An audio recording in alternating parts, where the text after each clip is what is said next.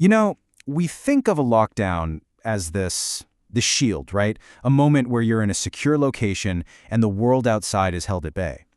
But what happens when that shield becomes a cage? When it traps you with the very danger you're trying to hide from?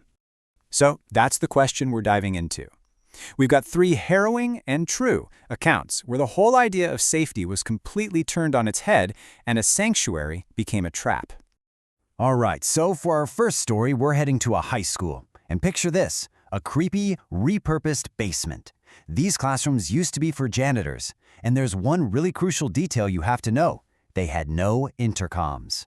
So you've got these 2 friends. One of them's named JJ. They're bored out of their minds after a quiz and decide to sneak out to meet in the basement bathroom. Then they get a text from another student. We're in lockdown.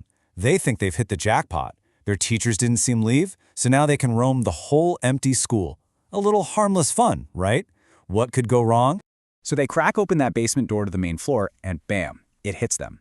The whole main floor is pitch black. This is not a normal drill. As they step out, a figure just sort of emerges from the darkness. He was dressed, as one of the boys put it, like a bum.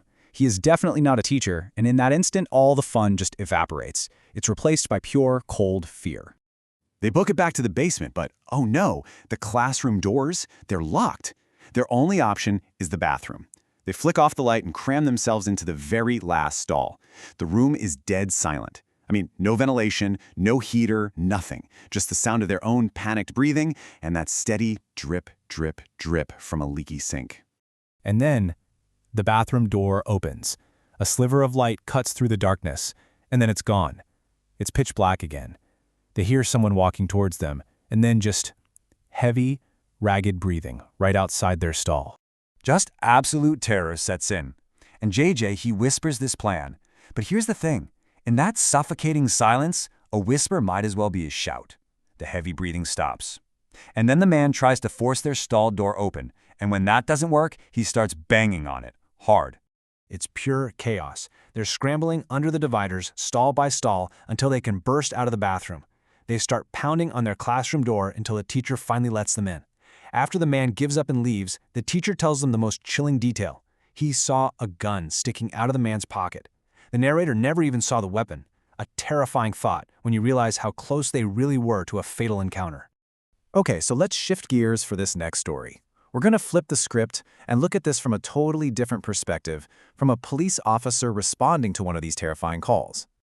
Picture this. It's a dark, stormy day. A cop gets a call about a suspicious guy in a white van who just walked into a middle school. He gets there, the van is empty, and he steps inside the school, and it's just dark and silent. He pulls out his flashlight, and that single beam is all he has as he moves through the empty halls, all alone. A staff member points him towards the boys' locker room. He pushes the door open, and it's just a black hole in front of him. But over the low hum of a ceiling vent, he hears something. Faint scratching noises. Little metallic dings. He later said he was so scared, the vibe was so tense, he didn't even want to announce he was police. And this is where it gets absolutely terrifying. From the officer's side, right? It's just these weird, faint sounds. He has no idea what he's hearing. But on the other side of that metal door, a 12-year-old boy is living through an absolute nightmare, trying to signal for help without alerting the man who put him there. So he finally yells, "Police!" and he hears this muffled cry for help from inside a locker. Turns out this boy had been shoved in there by the man, who held a knife to his back and even cut his arm when he resisted. The plan, presumably, was to quietly get the boy out to that white van. By the time the officer got back outside, the van was gone. Thankfully, the man was identified and arrested about a week later. All right, our last story. This one might be the most psychologically terrifying of them all. There's no gun, no knife, just this deep, primal fear of your most private, secure space being invaded.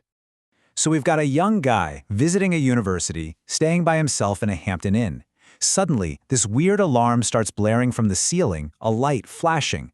A voice on a loop says, "All Hampton Inn guests, please remain in your rooms. This is a lockdown." And his first thought?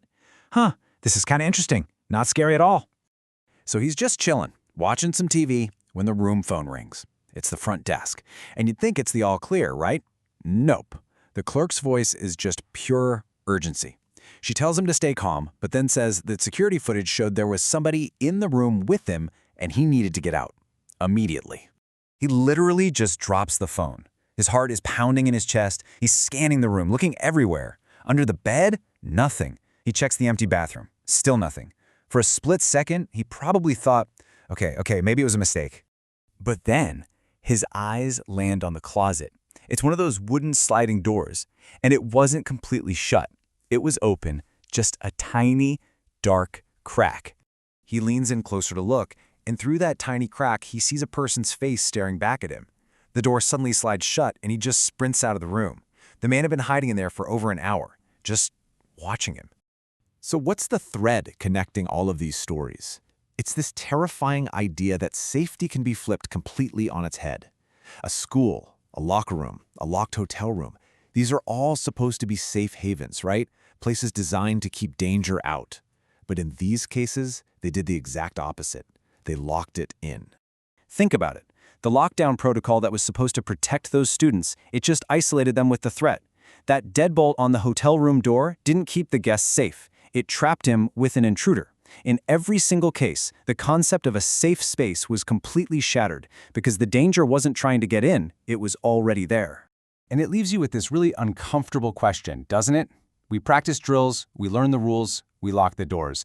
But these stories force us to ask, what happens and what would you do when the sanctuary becomes the trap?